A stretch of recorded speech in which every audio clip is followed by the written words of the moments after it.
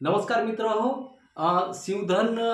Shivdhan decor private limited company वडोद्याला आहे आणि त्या कंपनीमध्ये मजुराचा गेल्या 20 मार्चला अपघात झालेला आहे आणि त्या अपघातामध्ये त्या मजुराचा मृत्यू झालेला आहे। त्या पीडित मजुराच्या घरी आम्ही आलेलो आहोत आणि त्या कंपनीने म्हणजे त्यांना ज्या प्रकारचा म्हणजे नुकसान भरपाई वगैरे सहानुभूती द्यायला पाहिजे ती केलेली आहे, परंतु कशा प्रकारातून हा अपघात झाला आणि काय हा कंपनीमध्ये त्यांचं काम होतं की गाडीवर जे येणारे रोल आहे ते रोल अनलोड आणि लोड करणे।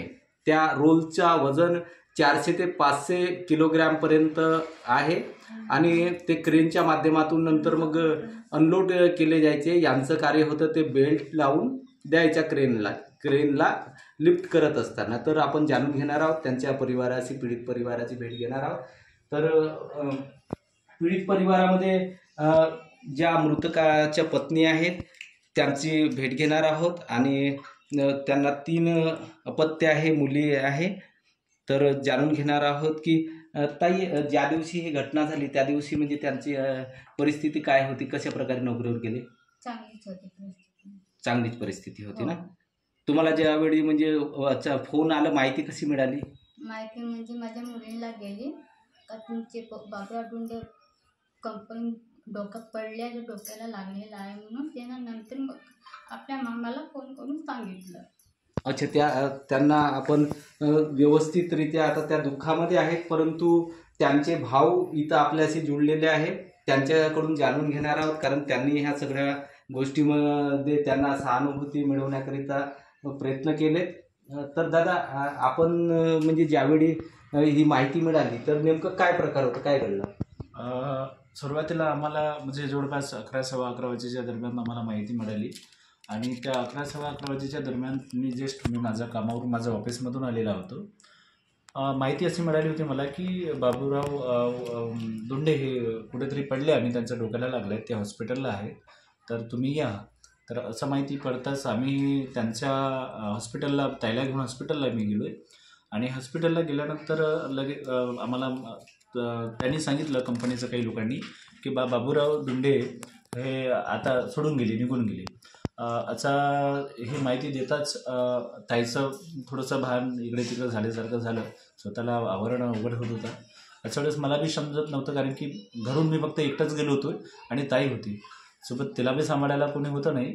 अशा वेळेस जवळपास जे होते त्यांना बोलवलं ताईला सांभाळण्यासाठी आणि नंतर काय करायला पाहिजे हे न समजल्यामुळे आपले राष्ट्रवादीचे तालुका अध्यक्ष, राष्ट्रवादीचे शरद पवार या पक्षाचे तालुका अध्यक्ष तथा मातनी या गावचे सरपंच माननीय शामभाऊ वाडीबसमे यांना मी कॉल केला आणि कॉल करतच लगेच ते विथिन 5 ते 2-4-5 मिनटामध्ये ते माझ्यापर्यंत पोहोचले आणि काय करावं नेमकं हे समजत नव्हतं, पण त्यांच्या मार्गदर्शनातून आणि त्यांच्या गाईडलाईनमधून समोरचं कार्य करायला मला सोपं झालं। कार्य करायला मजेच आम्ही त्यांचं तर सर्वात प्रथम तर कंपनी या प्रशासनावर आम्ही केस पण दाखल केलेली होती आणि केस दाखल केल्यानंतर या FIR दर्ज केली आणि आणि त्यानंतर या परिवाराला म्हणजे माझ्या ताईकडे करणारे फक्त आमचे ते भाऊजीच होते आणि त्यांना 3 मुली आहेत। ताईची पण सुद्धा प्रकृती नेहमी खराब राहतो, ते पण नेहमी त्यांना दवाखान्यात घेऊन जावायचं राहतो, त्याच्यामुळे ती परिस्थिती नव्हती की ते त्या 3 मुलींना सांभाळू शकेल। ते मात्र आपल्याकडे भाऊजी होते की ते पुऱ्या परिवाराला सांभाळून घ्यायचे आणि भाऊजी निघून गेल्यामुळे समोर कसं होणार याचा थोडासा विचार पडलेला होता आणि या अशा परिस्थितीमध्ये चांगल्या प्रकारचे योगदान आम्हाला शामभाऊ वाडीबसमे यांनी केले। सहानुभूती मिळावी अशी अपेक्षा होती की आता जेव्हा घरचा कोणी उरलेला नाही तर त्या कंपनीने त्यांना म्हणजे उदरनिर्वाहाकरिता सहानुभूती द्यावी असं अपेक्षित होतं। असं अपेक्षित तर कंपनी काय अपेक्षित म्हणजे ज्यावेळी तुम्ही गेले तर काय कंपनीचं म्हणणं काय होतं? आम्ही जेव्हा गेलो तर कंपनीचे फक्त कर्मचारी होते आणि जवळपास 12-1 वाजेच्या दरम्यान कंपनीचे मालक जे आहेत त्यांचे मॅनेजर जे होते, पटेल असं काहीतरी त्यांचा आडनाव होता, ते आम्हाला येऊन पंकज पांडिया असं अच्छा, त्यांचं- पंकज पांड्या हे हा, मालक त्यांच्या होते? मालकाचे मॅनेजर असेल. अच्छा अच्छा. ते आमच्यापर्यंत पोहोचले 12-1 वाजेपर्यंत. रात्रीला 12-1 वाजता ते पण सुद्धा पोलीस स्टेशनलाच डायरेक्ट गेले. पोलीस स्टेशनला डायरेक्ट गेल्यानंतर आम्हाला त्या ठिकाणी बोलवण्यात आलं ठाणेदार साहेबांसमोर आणि पर्सनलीही त्यांनी आमच्याशी बोलले आणि म्हणाले की आता तुमची काय अपेक्षा असे वगैरे त्यांनी बोललं. तर म्हटलं आता आमच्याकडे 3 मुली आहेत, त्या 3 मुलींचं शिक्षण आहे, त्यांचं लग्न आहे, त्या सर्व गोष्टी आहेत आणि या सर्व तुम्हाला बी समजतात. अशा प्रकारचं आम्ही बोलून त्यांच्याकडे 25 लाखाचं डिमांड ठेवलेली होती. मात्र त्यांनी आम्हाला 1-1.5 लाखच रुपये देऊ अशा प्रकारचं त्यांनी बोलले होते. पण या संपूर्ण गोष्टीमध्ये आम्हाला मातनी या गावचे सरपंच साहेब जे आहेत शांभावाडी बसने यांनी आम्हाला चांगलं योगदान आणि सपोर्ट. अच्छा, म्हणजे ते कधी आलेले होते शांभावाडी बसने तिथं? ते आमच्याकडे जवळपास रात्रीला 11 वाजताच आले.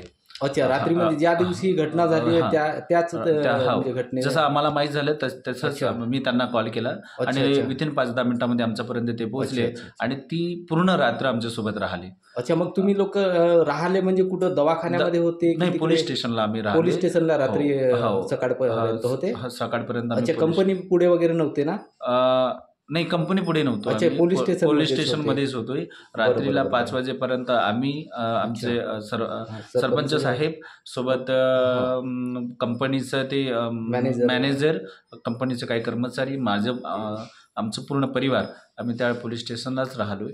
आणि ह्या संपूर्ण गोष्टी करत असताना त्यांनी जवळपास आपल्याकडनं निर्णय देताना आम्हाला 5 वाजवलं आणि लास्टला आम्हाला त्यांनी 15 लाख रुपये देण्याचं ठरवलं. अच्छा, आपली डिमांड काय होती परिवारातर्फे की पीडित परिवाराला काय? पीडित परिवारातर्फे डिमांड अशी होती की 25 लाख रुपये त्यांनी आम्हाला द्यावं, ज्यामुळे त्या मुलांचं शिक्षण आणि त्यांचं भविष्य जो समोरचं उज्ज्वल व्हावं मागणी यासाठी आपण मागणी केलेली होती. आणि हे मागणी करत असताना पण सुद्धा ते एकच अटीवर होते की 1 ते 1.5 लाख 2 लाख रुपये आम्ही म्हणजे 1 ते 1.5 लाख रुपये देऊ आम्ही, असे कंपनी प्रशासन बोलत होता.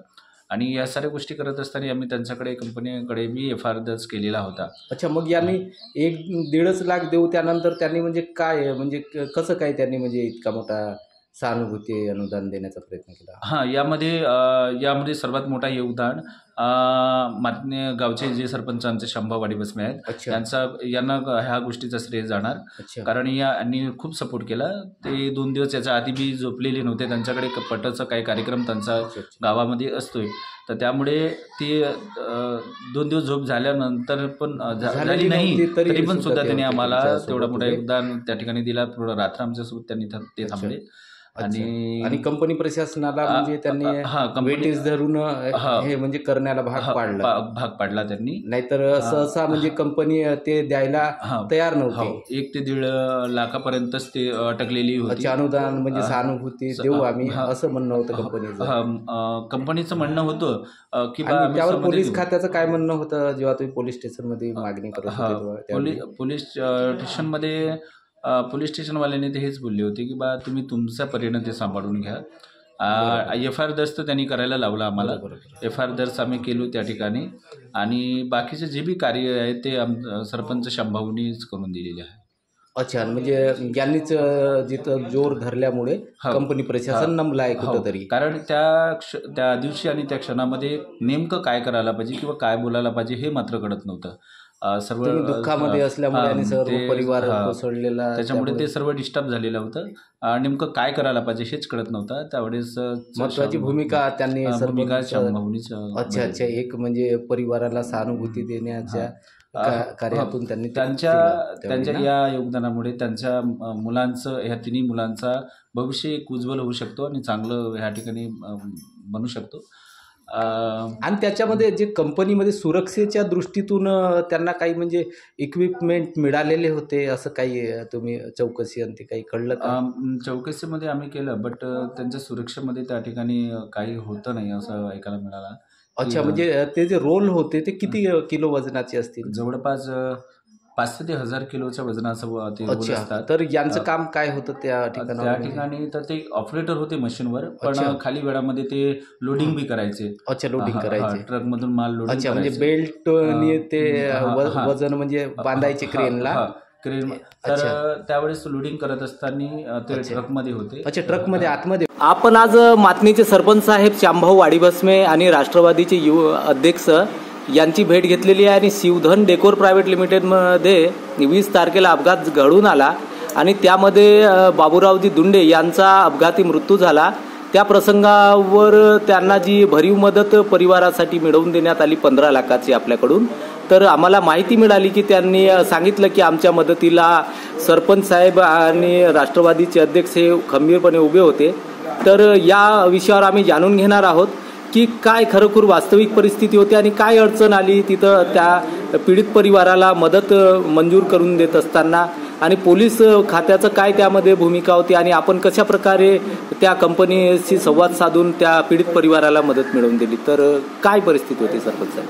मला 20 तारखेला रात्री 10 वाजता फोन आलेला होता. माझे सहकारी मित्र प्रकाश घनकसार त्यांच्या रिलेटिव्ह होते आणि ते कामगार मरण पावले. ते शिवधन डेकोरेट प्रायव्हेट लिमिटेड कंपनीमध्ये त्या कामगाराला कंपनी प्रशासनाकडनं कसली मदत देण्याची मानसिकता नव्हती कंपनीची, पण त्या कामगारांना मदत मिळवण्याची माझी मानसिकता होती. आणि त्या परिवाराला घेऊन कंपनी प्रशासनाच्या विरोधामध्ये आम्ही आक्रमक झालोय आणि पूर्ण रात्रभर पोलीस स्टेशनच्या बाहेर राहून आणि कंपनी प्रशासनाचे पंकज पंडिया हे मॅनेजर आहेत, त्या मॅनेजरसोबत थोडासा वादविवाद घालून आम्ही त्यांच्याकडनं 15 लाख रुपयाची मदत त्या पीडित परिवाराला मिळवून देण्याचा काम आम्ही केला. त्यावेळेस माझ्यासोबत आशिष काटकर ते पण होते, प्रकाश घनकसार पण होते. हे सर्व असताना कंपनीकडून प्रायव्हेट लिमिटेड कंपनीकडून कामगारावर होणारा अत्याचार हा कुठंतरी थांबला पाहिजे. त्यांना सेफ्टीची कुठली सुविधा दिली जात नाही, जनावरांसारखा काम करून कर्मचाऱ्याकडून केला जातोय. तर कुठंतरी कंपनी प्रशासनाने याच्याकडे बारकाईनं लक्ष दिलेली पाहिजे आणि लोकांचे जीव एवढे स्वस्तात विकत घेण्याचा प्रयास कंपनी मालकांनी किंवा कोणी करू नये. नाही तर याच्यानंतरमध्ये आम्ही सर्व कामगारांच्या संरक्षणासाठी मोठा आंदोलन उभारण्याच्या तयारीत आहोत राष्ट्रवादी काँग्रेस पक्षाच्या माध्यमातून. अच्छा, आणि तिथं ज्या ह्या मजुराचा अपघात झाला त्यावेळी त्याला सुरक्षाच्या दृष्टीने काही जे साहित्य मिळायला पाहिजे ते नव्हते आणि कशा प्रकारे अपघात झाला? साहित्य मिळाले नाहीत. त्याला ट्रकामध्ये क्रेनला बेल्ट लावून तिथं जो पेपरचा बंडल असतो त्या पेपरच्या बंडल घसकला आणि तो त्याला येऊन दाबून बसला. त्याच्यामुळं ते गंभीर जखम त्यांच्या डोक्याला लागलेली होती आणि तिथं त्यांच्या जागीच मृत्यू झालेला आहे. शिवधन कंपनीच्या भोंगळ कारभार सर्व ह्या तुमच्या चॅनलच्या माध्यमातून सर्व कर्मचाऱ्यांना सांगतोय की स्वतःचा जीव जपून काम करा. आणि शिवधन कंपनी सेफ्टी मॅनेजमेंट त्यांच्या काहीही नाही, सेफ्टी डिपार्टमेंट काही कामाचा नाही, तिच्या सेफ्टी कोणत्याही प्रकारे दिली जात नाही कामगारांना. म्हणून सर्व प्रायव्हेट लिमिटेड कंपन्यांना तालुक्यातल्या सर्व कामगारांना सेफ्टीची सुविधा देण्यात यावी. संरक्षण म्हणून सेफ्टी देणं अत्यंत गरजेचं आहे. अन्यथा कंपनी प्रशासनाच्या प्रायव्हेट जेवढ्या बी किंवा शासकीय कंपन्या असतील त्यांच्या विरोधामध्ये राष्ट्रवादी काँग्रेस पक्षाच्या तालुका अध्यक्ष या नात्यानं मी मोठा आंदोलन कंपन्याच्या विरोधात करीन, हे माझी मानसिकता आहे.